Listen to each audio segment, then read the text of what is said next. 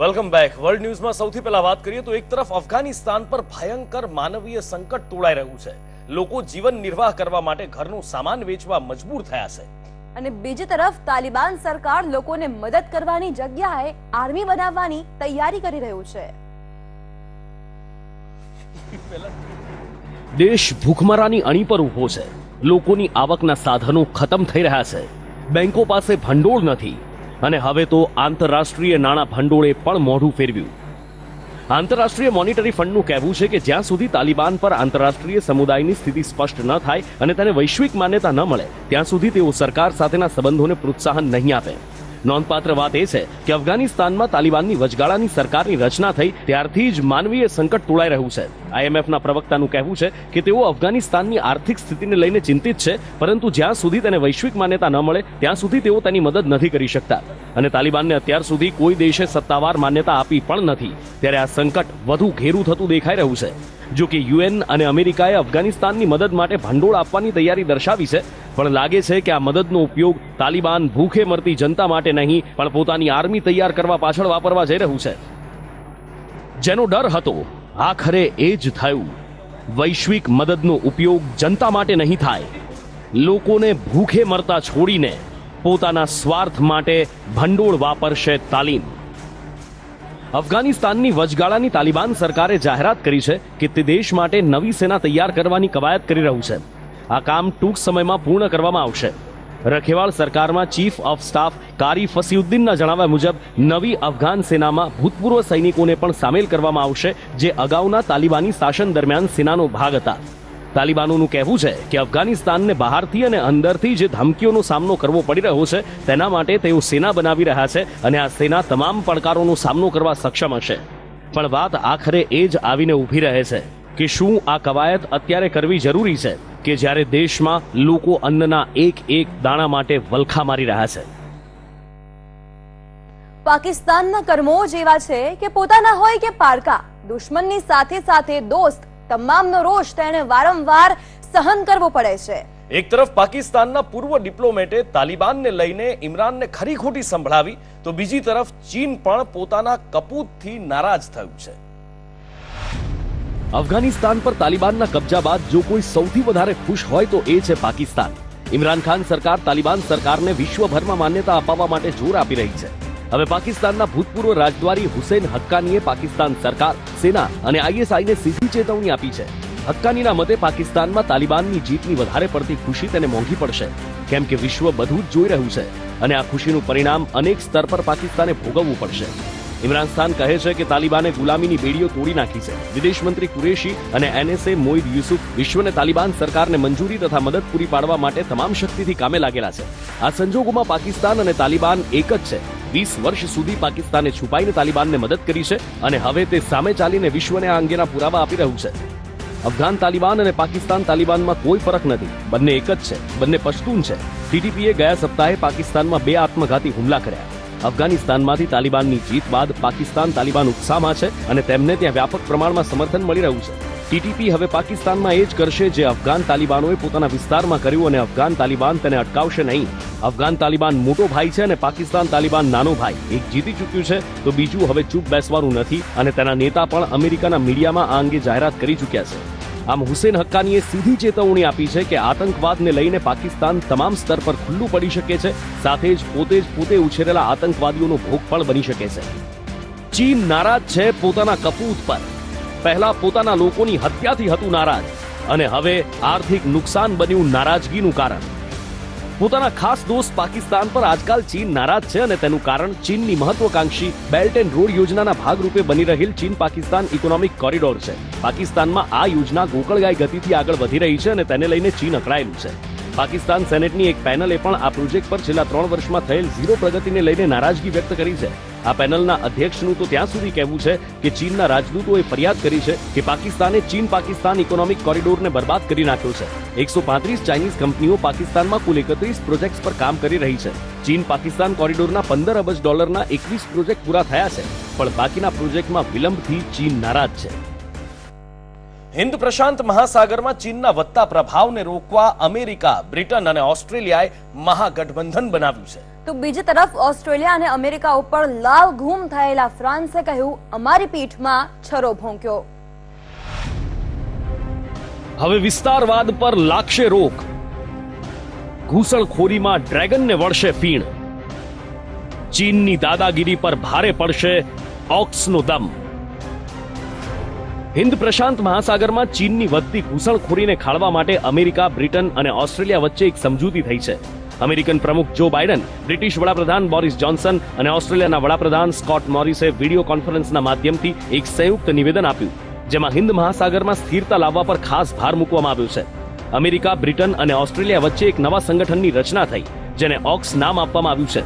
Ox નામનું આ સંગઠન હિન્દ મહાસાગરમાં સ્થિરતા લાવવા માટે સંરક્ષણ ક્ષેત્રે સહકાર વધારશે. વિડીયો કોન્ફરન્સિંગના માધ્યમથી ત્રણેય નેતાઓએ લાંબી ચર્ચા કરી હતી અને પછી એક સંયુક્ત નિવેદન આપ્યું હતું, જેમાં કહેવાયું છે કે 21મી સદીમાં હિન્દ મહાસાગરમાં સ્થિરતા આવે તે ખૂબ જરૂરી છે. નિવેદનમાં ચીનનું નામ લીધા વગર કહેવામાં આવ્યું છે કે અયોગ્ય ઘૂસણખોરી ટાળવા માટે હિન્દ પ્રશાંત મહાસાગરમાં ત્રણેય દેશો વચ્ચે સહકાર વધારાશે. ખાસ તો સાયબર, ડિફેન્સ અને આર્ટિફિશિયલ ઇન્ટેલિજન્સની મદદથી ત્રણેય દેશો હિન્દ મહાસાગરની સુરક્ષા માટે પ્રયાસો કરશે. આ સંગઠનની સમજૂતીના ભાગરૂપે અમેરિકા ઓસ્ટ્રેલિયાને પરમાણુ સજ્જ સબમરીન આપશે. તે સિવાય બ્રિટનને પણ ડિફેન્સની જરૂરી સહાય પૂરી પાડવાની તૈયારી અમેરિકાએ દર્શાવી છે. ત્રણેય દેશોના વડા વચ્ચે થયેલી વાતચીત પ્રમાણે આગામી 18 મહિના દરમિયાન ત્રણેય દેશો ટેકનિકલ રીતે સજ્જ થઈ આ સંગઠનને વધારે મજબૂત બનાવશે. નૌકાદળની એક ખાસ સમિતિ બનાવાશે અને તે હિન્દ પ્રશાંતમાં જરૂરી સુધારાનું સૂચન કરશે. ઓક્સ અસ્તિત્વમાં આવતા ઉકળ્યું ફ્રાન્સ.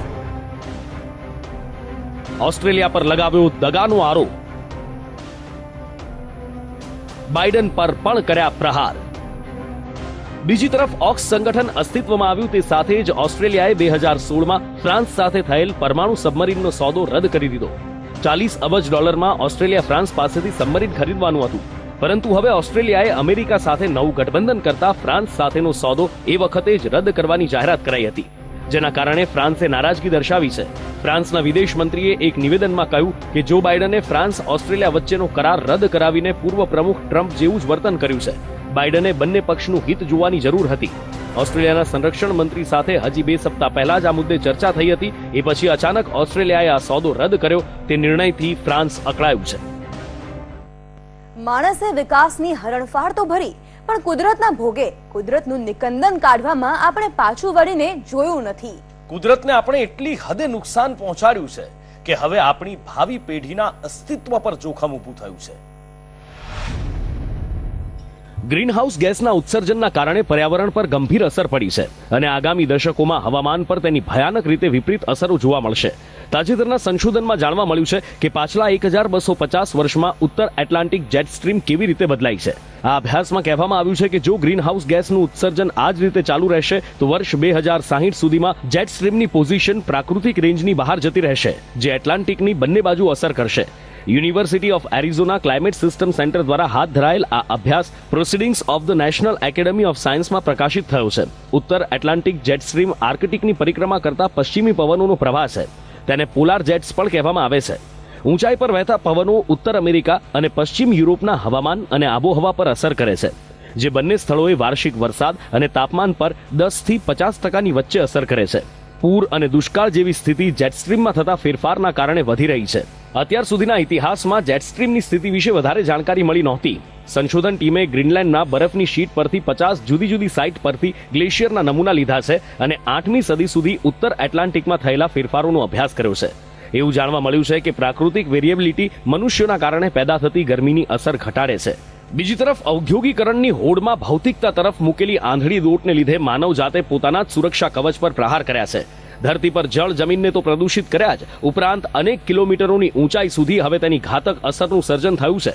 સ્થિતિ એ આવીને ઊભી છે કે ઓઝોનના પડમાં 9.6 મિલિયન સ્ક્વેર માઇલનું વિશાળ કદનું ગાબડું પડ્યું છે, જે વિસ્તારની દ્રષ્ટિએ અમેરિકા ખંડ કરતાં 3 ગણું મોટું છે. સૂર્યમાંથી નીકળતા અલ્ટ્રાવાયોલેટ કિરણો ત્વચાનું કેન્સરનું કારણ બની શકે છે. તેનાથી આંખના મોતિયા જેવી ગંભીર બીમારી પણ થાય છે. માનવીની ઇમ્યુનિટીને પણ ભયંકર નુકસાન પહોંચાડે છે. આ તમામ જોખમોથી ઓઝોનનું પડ આપણને સુરક્ષા પ્રદાન કરે છે. પણ કુદરતને માનવીએ એવા ડામ આપ્યા છે કે તેની વિપરીત અસરો અત્યારથી તો દેખાવા જ લાગી છે, પરંતુ આવનારા દશકો કે સૈકાઓમાં તેની મહાભયંકર અસરો દેખાવાની શરૂ થશે અને માનવીની આગામી પેઢી માટે એ ઘાતક સાબિત થશે, એમાં કોઈ બેમત નથી. વર્ષોથી માનવ પરંપરા કે મોજશોખ માટે નિર્દોષ પ્રાણીઓનો ભોગ લેવાતો આવ્યો છે. કેટલાક દેશમાં આ પ્રથા સમાપ્ત થતી દેખાય છે, પણ ડેનમાર્ક જેવા દેશમાં આજની તારીખે પણ પરંપરાના નામે એક ઝાટકે હજારો નિર્દોષોના જીવ લઈ લેવાય છે. ડેનમાર્કમાં 1428 ડોલ્ફિનના શિકારની ઘટના સામે આવતા સમગ્ર દુનિયામાં ચકચાર મચી ગઈ છે. આટલી મોટી માત્રામાં ડોલ્ફિનને મારી નાખતા સમુદ્ર તટ પણ લોહીથી લાલ થઈ ગયો હતો. આ ઘટના ડેનમાર્કના ફરો આઇલેન્ડની છે, જ્યાં ગ્રીન નામની એક પરંપરાગત હન્ટિંગ ઇવેન્ટ દરમિયાન ડોલ્ફિનનું શિકાર કરવામાં આવે છે. અહીં વર્ષોથી ગ્રીન નામે પરંપરાગત શિકારની પ્રથા ચાલતી આવે છે. આ પ્રથાને દર વર્ષે ગરમીઓમાં આયોજિત કરવામાં આવે છે અને તેમાં સમુદ્રી સ્તનધારી જેવા કે પાયલેટ વ્હેલ અને ડોલ્ફિનને હાથેથી મારવાની પ્રથા છે અને તેના માટે ચપ્પુ કે સ્પાઇનલ લેન્સનો ઉપયોગ કરવામાં આવે છે. તેને કાનૂની માન્યતા પણ પ્રાપ્ત છે. વર્ષ 1940માં 1200 ડોલ્ફિનની હત્યા કરવામાં આવી હતી, જ્યારે વર્ષ 2020માં 463 પાયલટ વ્હેલ અને 35 એટલાન્ટિક વાઇલ્ડ શેડ્સ ડોલ્ફિનની હત્યા કરવામાં આવી હતી. બ્રિટનના એનિમલ વેલફેર ગ્રુપ દ્વારા 1428 ડોલ્ફિનની હત્યા કરવાનો આરોપ લગાવાયો છે. ડોલ્ફિનની હત્યા બાદ શિકારીઓ દ્વારા તેના માંસને ખાવામાં આવે છે, પણ ગ્રુપનો દાવો છે કે આટલી મોટી સંખ્યામાં ડોલ્ફિનના શિકારથી તેમના માંસનો પૂરતો ઉપયોગ નહીં થઈ શકે અને બિનજરૂરી રીતે શિકારીઓ દ્વારા મોટી સંખ્યામાં ડોલ્ફિનનો શિકાર કરવામાં આવ્યો છે. જો કે હવે દુનિયાભરમાં ટીકાઓનો સામનો કર્યા બાદ શિકારીઓને પણ પોતાની ભૂલ સમજાઈ ગઈ છે, તો બીજી બાજુ સમુદ્રી જીવવિજ્ઞાનીઓનું કહેવું છે કે આ અત્યાર સુધીની સૌથી વધારે ડોલ્ફિનની હત્યા છે અને જો આ જ રીતે આ પ્રથા ચાલતી રહેશે તો સમુદ્રી જીવો પર મોટું સંકટ ઊભું થશે.